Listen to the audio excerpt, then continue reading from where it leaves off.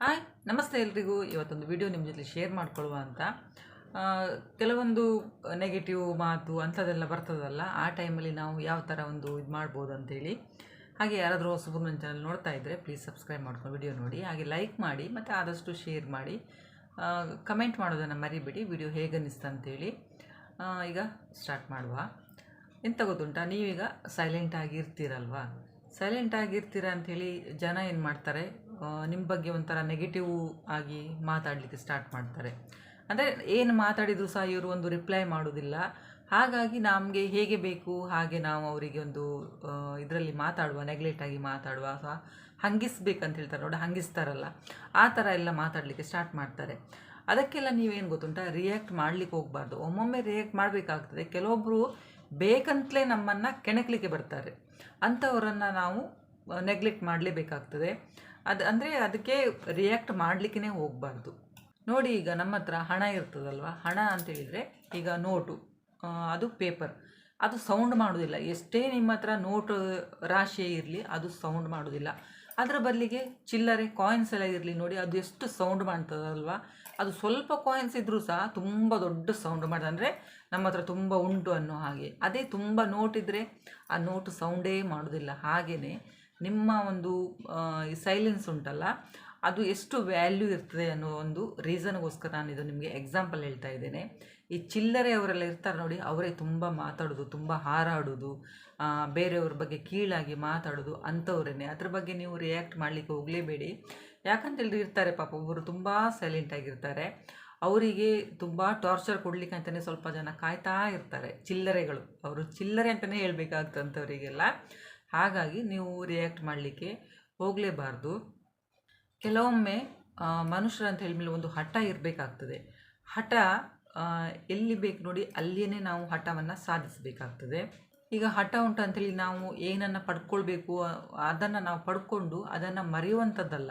ಈ ಹಠ ಅಂತ ಹೇಳಿದರೆ ಎಂತ ಗೊತ್ತುಂಟಾ, ಎಲ್ಲಿ ನಿನಗೆ ಬೆಲೆ ಸಿಗ್ತಾ ಇಲ್ವಾ ಅಲ್ಲಿ ನಿನ್ನ ಒಂದು ಬೆಲೆಯನ್ನು ಸೃಷ್ಟಿ ಮಾಡುವುದು ಅಂಥೇಳಿ. ನಿಮ್ಗೆ ಎಲ್ಲಿ ಒಂದು ರೆಸ್ಪೆಕ್ಟ್ ಕೊಡೋದಿಲ್ಲ ಜನ, ಅಲ್ಲಿ ನಿಮಗೆ ಒಂದು ರೆಸ್ಪೆಕ್ಟ್ ಬರಬೇಕು. ಆ ಥರ ಒಂದು ನೀವು ಸಾಧನೆ ಮಾಡಬೇಕಾಗ್ತದೆ. ಅಂಥದನ್ನು ನಿಜವಾದ ಒಂದು ಹಠ ಸಾಧನೆ ಅಂತ ಹೇಳ್ಬೋದು. ಅಂಥೇಳಿ ಒಬ್ಬರು, ಈಗ ಉದಾಹರಣೆಗೆ ನಾನೇ ಅಂದ್ಕೊಳ್ಳಿ, ಈಗ ನಾನೆಲ್ಲೋ ಒಂದು ಪ್ಲೇಸಿಗೆ ಹೋಗ್ತೇನೆ, ಅಲ್ಲಿ ನನಗೆ ರೆಸ್ಪೆಕ್ಟ್ ಕೊಡೋದಿಲ್ಲ, ಅಂದರೆ ಒಂಥರ ನೆಗ್ಲೆಕ್ಟ್ ಮಾಡ್ತಾರೆ. ಆಗ ಮನಸ್ಸಿಗೆ ನಾವು ಅಂದ್ಕೊಳ್ಬೇಕು, ಇಲ್ಲಿ ನನಗೆ ಒಂದು ನೆಗ್ಲೆಕ್ಟ್ ಮಾಡ್ತಾರೆ, ಒಂದು ರೆಸ್ಪೆಕ್ಟ್ ಕೊಡೋದಿಲ್ಲಲ್ಲ, ಇಂಥ ಒಂದು ಜಾಗಕ್ಕೆ ಇನ್ನು ನಾನು ರಿಟರ್ನ್ ಹೋಗಬೇಕಾದ್ರೆ ನನಗೆ ಒಂದು ರೆಸ್ಪೆಕ್ಟ್ ಸಿಗೋ ಹಾಗೆ ಇರಬೇಕು. ಆ ಥರ ಒಂದು ನಾನು ಬೆಳಿಬೇಕು ಲೈಫಲ್ಲಿ ಅಂಥೇಳಿ ಒಂದು ಹಠ ಇರಬೇಕಾಗ್ತದೆ. ಅಂಥದ್ದು ಒಂದು ಹಠ ಇದ್ದರೆ ನಾವು ಏನು ಬೇಕಾದರೂ ಸಾಧನೆ ಮಾಡ್ಬೋದು. ಇದು ಒಂದು ನೆನಪಲ್ಲಿಟ್ಕೊಳ್ಳಿ. ಇನ್ನು ನಮಗೆ ಕಷ್ಟ ಬಂತು ಅಂಥೇಳಿ ನಾವು ಟೆನ್ಷನ್ ಮಾಡಿ ಕೂತ್ಕೊಳ್ಳೋ ಅಗತ್ಯವೇ ಇಲ್ಲ. ಆ ಕಷ್ಟನ ನಾವು ಹೇಗೆ ಪರಿಹರಿಸ್ಕೊಳ್ಬೋದು ಅನ್ನೋ ಒಂದು ಇದರಲ್ಲಿ ನಾವು ಅದನ್ನು ಹುಡ್ಕೊಂಡು ಹೋಗಬೇಕಾಗ್ತದೆ. ಎಂತ ಗೊತ್ತುಂಟಾ, ಈಗ ಕಷ್ಟ ಬಂತು ಅಂಥೇಳಿ ಲೈಫ್ ಲಾಂಗ್ ಆ ಕಷ್ಟನೇ ಇರೋದಿಲ್ಲ. ಈಗ ಮನುಷ್ಯರಿಗೆ ಕಷ್ಟ ಬರ್ದೇ ಮರಕ್ಕೆ ಬರ್ತದ ಅಂಥೇಳಿ ಒಂದು ಗಾದೆ ಮಾತಿದೆಯಲ್ಲ, ಹಿರಿಯರು ಯಾವಾಗಲೂ ಹೇಳ್ತಾ ಇರ್ತಾರೆ. ಕಷ್ಟ ಬಂತು ಅಂತೇಳಿ ಕೆಲವೊಬ್ಬರು ಬೇರೆ ಬೇರೆ ಒಂದು ಡಿಸೈಡ್ ಮಾಡ್ಕೊಳ್ತಾರೆ. ಖಂಡಿತವಾಗ್ಲೂ ಅಂಥದ್ದೆಲ್ಲ ಡಿಸೈಡ್ ಮಾಡಬಾರ್ದು. ಎಷ್ಟೇ ಕಷ್ಟ ಬಂದರೂ ದೇವ್ರ ಹತ್ರ ಬೇಡುವುದಂತ, ಎಷ್ಟೇ ಕಷ್ಟ ಬಂದರೂ ಅದನ್ನು ನಾವು ಒಂದು ಎದುರಿಸುವಷ್ಟು ನಮಗೆ ಶಕ್ತಿ ಕೊಡಿ ಅಂಥೇಳಿ. ಅದು ನೀರಿನ ಹಾಗೆ ಕರಗಿ ಹೋಗ್ತದೆ. ನಮ್ಮ ದೃಢ ನಿರ್ಧಾರ ಒಂದು ಮುಖ್ಯ ಆಗ್ತದ್ರಲ್ಲಿ.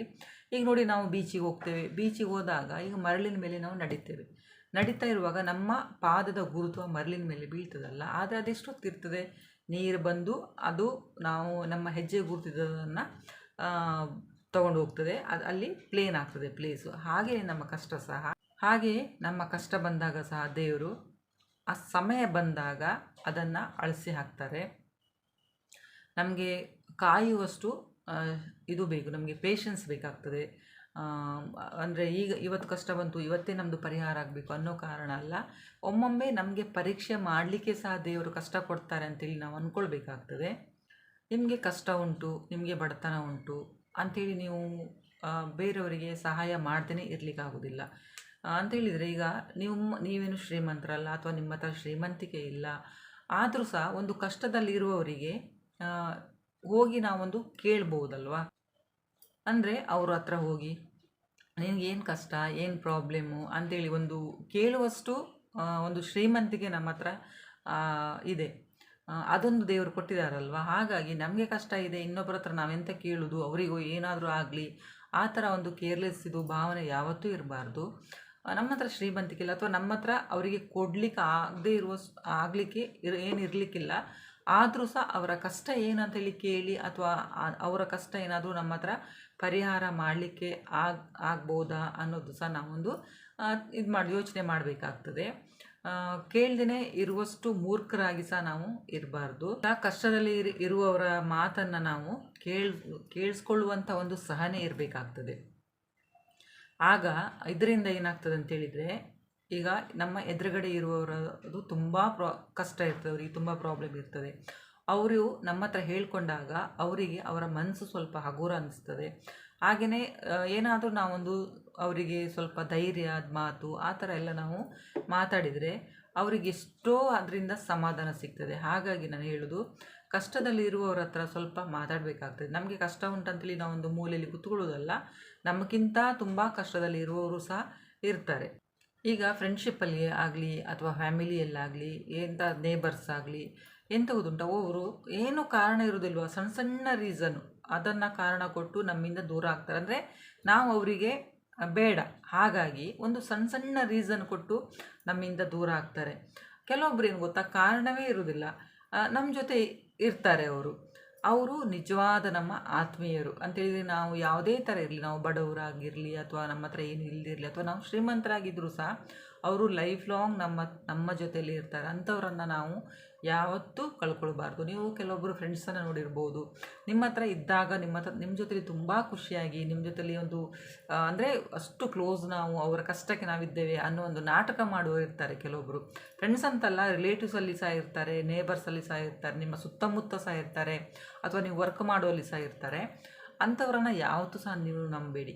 ನೀವು ಕಷ್ಟದಲ್ಲಿದ್ದಾಗ ಸಹ ನಿಮ್ಮ ಜೊತೆಲಿ ಇರ್ತಾರೆ ನೋಡಿ, ಅವರು ನಿಜವಾದ ಒಂದು ಸ್ನೇಹಿತರು ಅಂತ ಹೇಳ್ತೇನೆ ನಾನು. ಅಂಥವ್ರನ್ನು ನೀವು ಲೈಫ್ ಲಾಂಗ್ ಅವರನ್ನು ಮರೀಲಿಕ್ಕೆ ಹೋಗಬೇಡಿ. ಕೆಲವೊಮ್ಮೆ ನಮ್ಮವರು ನಮಗೆ ಸಹಾಯ ಮಾಡದೇ ಇರುವಾಗ ಸಹ ನಮ್ಮ ಸ್ನೇಹಿತರು ಇರ್ತಾರಲ್ಲ, ಅವರು ಸಹಾಯಕ್ಕೆ ಬರ್ತಾರೆ. ಎಲ್ಲರೂ ಅಲ್ಲ, ಬೆರಳೆಣಿಕೆಯಷ್ಟು ಜನರು ಮಾತ್ರ. ಅಂಥವ್ರನ್ನು ನೀವು ಯಾವತ್ತೂ ಸಹ ಕಳ್ಕೊಳ್ಬೇಡಿ. ಇನ್ನೆಂತ ಗೊತ್ತುಂಟ, ನಮ್ಮ ಮನಸ್ಸುಂಟಲ್ಲ ಅದನ್ನು ಖಾಲಿ ಆಗಲಿಕ್ಕೆ ಬಿಡಬಾರ್ದು. ಖಾಲಿ ಅಂತೇಳಿದರೆ ಆಗಲ್ಲ, ಟೆನ್ಷನಲ್ಲಿ ಇರೋದಂತಲ್ಲ ನಾನು, ಫ್ರೀ ಬಿಡಬಾರ್ದು. ಅಂದರೆ ಬ್ಯುಸಿಯಾಗಿರಬೇಕು ಲೈಫಲ್ಲಿ. ನಾವು ಯಾವಾಗಲೂ ಸಹ ಬ್ಯುಸಿಯಾಗಿದ್ದರೆ ತುಂಬ ಒಳ್ಳೆಯದು.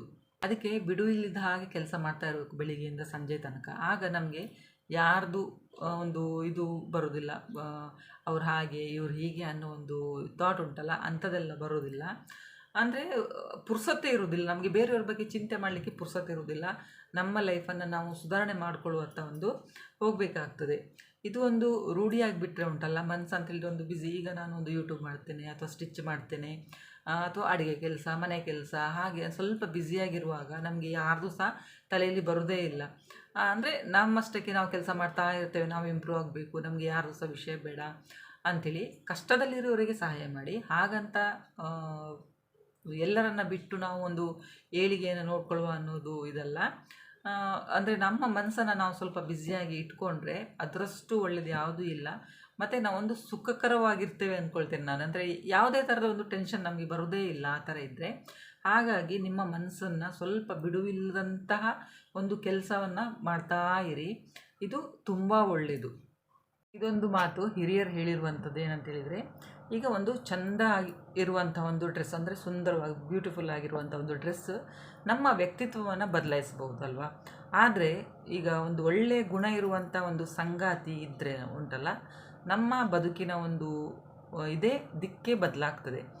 ಅಂದರೆ ಅವರ ಗುಣ, ಅವರ ಸಪೋರ್ಟು, ಅವರ ಕೇರ್ ಅಂಥದ್ದೆಲ್ಲ ಇದ್ದರೆ ನಮ್ಮ ಒಂದು ಬದುಕಿನ ದಿಕ್ಕು ಬದಲಾಗ್ತದೆ. ಈಗ ಆಲದ ಮರ ನೋಡಿ ಎಷ್ಟು ದೊಡ್ಡದಾಗಿರ್ತದಲ್ವ, ಅದ್ರ ತುಂಬ ಎಲೆಗಳು ಹಸಿರಾಗಿರ್ತದೆ. ಯಾಕಂತೇಳಿದರೆ ಅದರ ಬೇರುಂಟು ನೋಡಿ, ಅದು ಆಳವಾಗಿರ್ತದೆ. ಹಾಗಾಗಿ ಅದು ಯಾವಾಗಲೂ ಸಹ ಒಂದು ಸುಂದರವಾಗಿ ಮತ್ತು ಇದು ಎಲೆ ಎಲ್ಲ ತುಂಬ ಹಸಿರಾಗಿ 6 ವರ್ಷ ಇರ್ತದೆ ಗಿಡ ಎಲ್ಲ, ಆ ಮರ ಎಲ್ಲ ಅಲ್ವಾ. ಹಾಗೆಯೇ ನಾವು ಕೂಡ ಒಂದು ಸುಂದರವಾದಂಥ ಒಂದು ಬದುಕನ್ನು ನಾವು ನೋಡಬೇಕಾಗ್ತದೆ. ಏನೇ ಒಂದು ಕೆಲಸ ಯಾರಿಗಾದರೂ ವಯಸ್ಸು ಅಂದರೆ ನೀವು ಅವರಿಗೆ ಕೊಡೋದಿದ್ರೆ ಸಹ ಅದನ್ನು ಅವರಿಗೆ ನಿಭಾಯಿಸಲಿಕ್ಕೆ ಯೋಗ್ಯತೆ ಇದೆಯೋ ಇಲ್ಲೋ ಅಂಥೇಳಿ ನೋಡಬೇಕಾಗ್ತದೆ. ನಿಭಾಯಿಸಲಿಕ್ಕೆ ಯೋಗ್ಯತೆ ಇಲ್ಲದೇ ಇರುವಂಥ ವ್ಯಕ್ತಿಗೆ ಅಧಿಕಾರ ಆಗಲಿ ಜವಾಬ್ದಾರಿಗಳಾಗಲಿ ಅಥವಾ ಏನಾದರೂ ಒಂದು ಅವರಿಗೆ ಇದು ಕೊಡೋದಿದ್ರೂ ಸಹ ಅದನ್ನು ಕೊಡಬಾರ್ದು. ಯಾಕಂತೇಳಿದರೆ ಕೊಟ್ಟಿದ್ರೂ ಸಹ ಏನೂ ಪ್ರಯೋಜನ ಇಲ್ಲ. ಯಾಕಂತೇಳಿದರೆ ಅವರಿಗೆ ಅದರ ವ್ಯಾಲ್ಯೂವೇ ಗೊತ್ತಿರೋದಿಲ್ಲ. ಅವರಂತೇಳಿದರೆ ಈಗ ಅವರ ಎದುರುಗಡೆ ನೀವು ಒಂದು ಚಿನ್ನ ವಜ್ರ ಅದನ್ನೆಲ್ಲ ಇಟ್ಟರೂ ಸಹ ಅವರಿಗೆ ಬಂಗಾರನೇ ಒಂದು ತುಂಬ ಇಂಪಾರ್ಟೆಂಟ್ ಅಂಥೇಳಿ ಅವರು ವಜ್ರನ ನೆಗ್ಲೆಕ್ಟ್ ಮಾಡ್ತಾರೆ. ಹಾಗಾಗಿ ಅವರಿಗೆ ವಜ್ರದ ಬೆಲೆನೇ ಗೊತ್ತಿರೋದಿಲ್ಲ, ಅವರಿಗೆ ಗೊತ್ತಾಗೋದು ಇಲ್ಲ. ಅಂದರೆ ಅಂಥವರ ಒಂದು ಲಕ್ಷಣ ಅದು. ಹಾಗಾಗಿ ಹೇಳೋದು ನಾನು, ಯಾವಾಗಲೂ ಒಳ್ಳೆಯವರ ಫ್ರೆಂಡ್ಶಿಪ್ ಮಾಡ್ಕೊಳ್ಳಿ. ಹಾಗೆಯೇ ನೆಗ್ಲೆಕ್ಟ್ ಅಂತೇಳಿದರೆ ನಿಮಗೆ ಒಂದು ಇದು ಮಾಡುವವರು ಮುಂದೆ ಸ್ವಲ್ಪ ಸೈಲೆಂಟ್ ಆಗಿರಿ. ಅಂದರೆ ಅವರಿಗೆ ರೆಸ್ಪೆಕ್ಟ್ ಕೊಡ್ಲಿಕ್ಕೆ ಸಹ ಹೋಗಬೇಡಿ.